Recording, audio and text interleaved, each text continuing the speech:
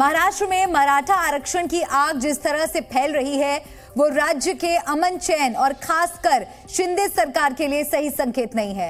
नेताओं के घरों में आग लगाई जा रही है, आंदोलन हिंसक हो चला है। ये सारे वीडियोस आपको हम दिखाएंगे, लेकिन पहले मराठा आंदोलन के मामले से जुड़े 5 अपडेट हम आपको बता देते हैं।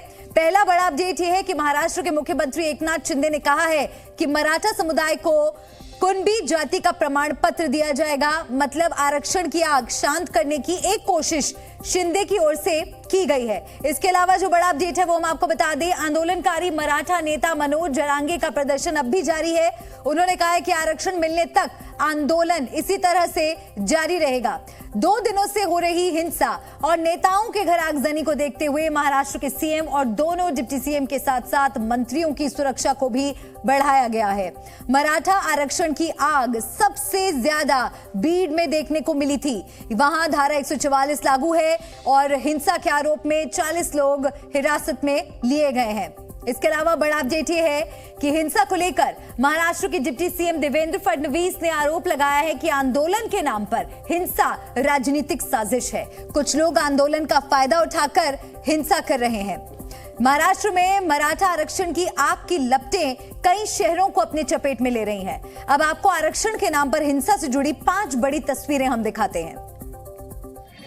यह है महाराष्ट्र के बीड में शरद पवार की पार्टी एनसीपी का दफ्तर, जिसे मराठा आरक्षण आंदोलनकारियों ने आग के हवाले कर दिया है।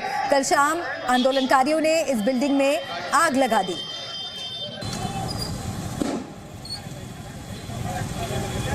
इसके अलावा आपको एक और तस्वीर हम दिखाते हैं। जैसा कि अभी हमने आपको जानकारी दी और तस्वीरें भी सामने आ रही हैं, बीड में सबसे ज्यादा हिंसा हुई है।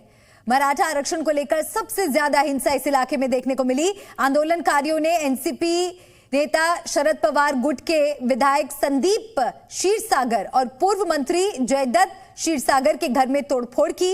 इसके बाद उनके घर में आग लगा दी। विधायक के घर में रखी आधा दर्जन से ज्यादा गाड़ियां जल गई। गनीमत ये रही कि विधायक और पूर्व मंत्री की जान बाल बाल बच गई। तो ये आंदोलन लगातार उग्र हो रहा है और कई हिस्सों में हिंसा की खबरें भी सामने आई हैं। एक और तस्वीर, पुणे में आज भी आंदोलनकारियों ने सड़कों पर कब्जा जमाए रखा। ये पुणे की तस्वीर आपको हम दिखा रहे हैं। आंदोलन समर्थक पुणे बेंगलुरु हाईवे पर बैठ गए और सड़क पर टायर जलाकर विरोध प्रदर्शन किया। इनकी मांग है कि सरकार जल्द से जल्द मराठाओं को आरक्षण दे।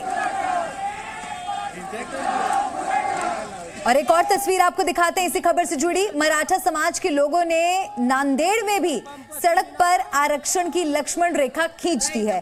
आंदोलनकारियों ने सड़कों पर आम लोगों का रास्ता रोकने के लिए सड़क के बीचों बीच आग लगा दी। तो किस तरह से आंदोलनकारी अपना विरोध जता रहे हैं सड़कों पर, ये तस्वीर उससे जुड़ी आपको हम दिखा रहे हैं। और इसके अलावा मुंबई में भी मराठा आंदोलनकारियों ने आरक्षण की मांग को लेकर प्रदर्शन किया, लेकिन यहां प्रदर्शन अनोखा था। ये तस्वीर जो आप देख रहे हैं, यहां प्रदर्शनकारियों ने अपना सर मुंडवा लिया। आंदोलनकारियों ने सामूहिक रूप से मुंडन करवाकर अपने नेता मनोज जरांगे पाटिल को इस मामले पर समर्थन दिया। कोई सर मुंडवाकर मराठा आरक्षण की मांग कर रहा है तो कोई हिंसा के दम पर।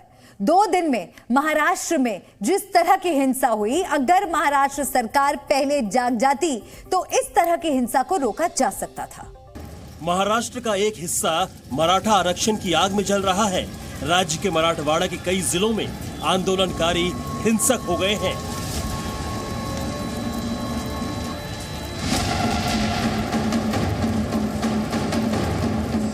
ना तो सरकारी संपत्ति सुरक्षित है और ना ही राजनीतिक दल के दफ्तर और ना ही विधायक। महाराष्ट्र में बीते 2 दिनों से हिंसक प्रदर्शन हो रहे हैं। आंदोलनकारियों ने सोमवार को एनसीपी के 2 विधायकों के घरों में आग लगा दी।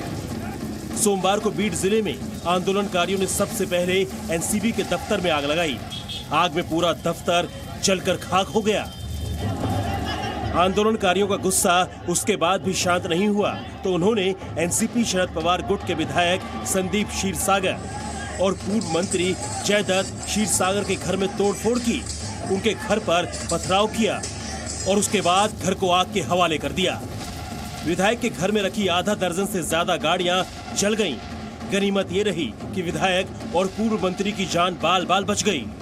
वक्त मैं बीड़ जिले के उस जगह पर स्थित हूँ जहाँ पर राष्ट्रवादी कांग्रेस पार्टी का दफ्तर है, राष्ट्रवादी भवन।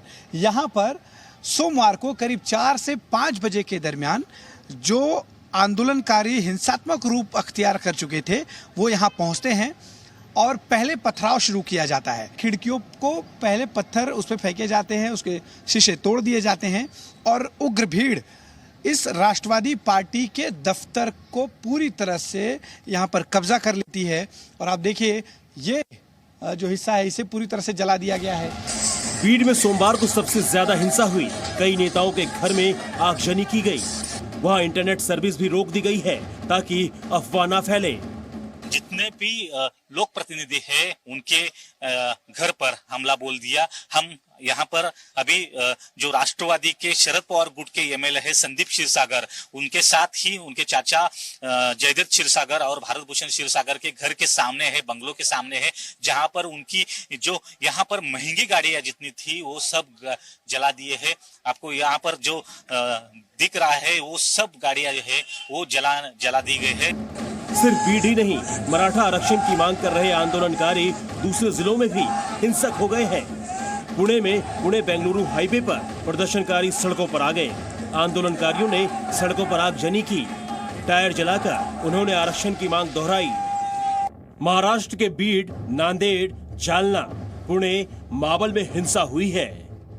मराठा समुदाय को आरक्षण दिलाने की मांग पर मनोज जरांगे की अगुवाई में आमरण अनशन चल रहा है। मनोज जरांगे मराठा आरक्षण आंदोलन का चेहरा बन चुके हैं और बीते 25 अक्टूबर से आमरण अनशन कर रहे थे। उनकी तबीयत बिगड़ने के बाद ही आरक्षण की आग और भड़क गई। मनोज जरांगे ने शिंदे सरकार को चुनौती दी है कि मराठा समाज को पूर्ण आरक्षण से कम कुछ भी मंजूर नहीं है। रिजर्वेशन लेने तक ये रुकेगा नहीं। कोई भी शक्ति आ जाओ, मराठी आप रोकेंगे नहीं महाराष्ट्र के। और हम हमारा हक का रिजर्वेशन लेके रहेंगे और वो जल्द से जल्द मिलेगा। उसके साक्षीदार आप खुद होंगे। थोड़े ही दिन में मिलेगा, सालों महीनों में नहीं, थोड़े ही दिन में मिलेगा। राज्य में हुई हिंसक घटनाओं के बाद शिंदे सरकार नींद से जागी है। मराठा आरक्षण की मांग कर रहे आंदोलनकारियों को मनाने के लिए शिंदे सरकार ने कैबिनेट बैठक की।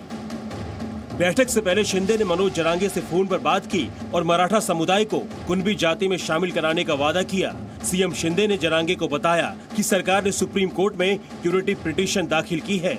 महाराष्ट्र सरकार ने मनोज जरांगे को भरोसा दिलाया है कि मराठा समुदाय को आरक्षण देने के लिए सरकार कानूनी उपाय कर रही है।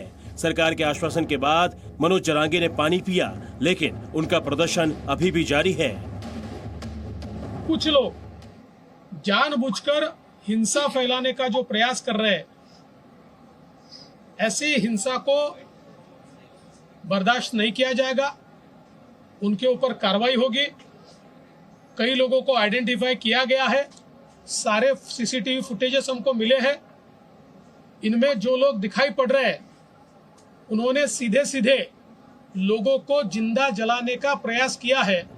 महाराष्ट्र सरकार ने मराठा आरक्षण को लेकर बुधवार को सर्वदलीय बैठक भी बुलाई है ताकि सभी दलों से बात कर मराठा आरक्षण पर आम सहमति बनाई जा सके। मराठा आरक्षण आंदोलन पर राजनीति भी जारी है। शिवसेना उद्धव गुट के नेता संजय राउत ने महाराष्ट्र में हिंसा की तुलना मणिपुर से कर दी है।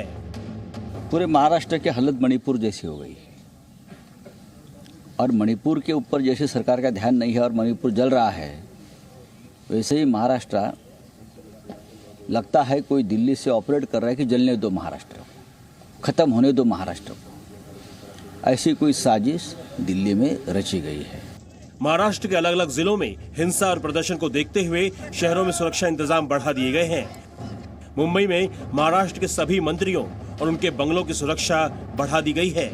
मुख्यमंत्री एकनाथ शिंदे और दोनों डिप्टी सीएम देवेंद्र फडणवीस और अजीत पवार की सुरक्षा भी बढ़ा दी गई है। महाराष्ट्र सरकार के मंत्रियों की भी सुरक्षा बढ़ाई गई है। एनसीपी अजीत पवार गुट के सभी कार्यालयों की सुरक्षा बढ़ा दी गई है। महाराष्ट्र सीएम एकनाथ शिंदे और मनोज जरांगे की बातचीत के बाद हिंसा का दौर थमने की उम्मीद है, लेकिन आंदोलनकारियों का प्रदर्शन खत्म नहीं होगा जब तक कि आंदोलनकारियों को उनकी मांग के मुताबिक आरक्षण नहीं मिल जाता। ब्यूरो रिपोर्ट, जी मीडिया।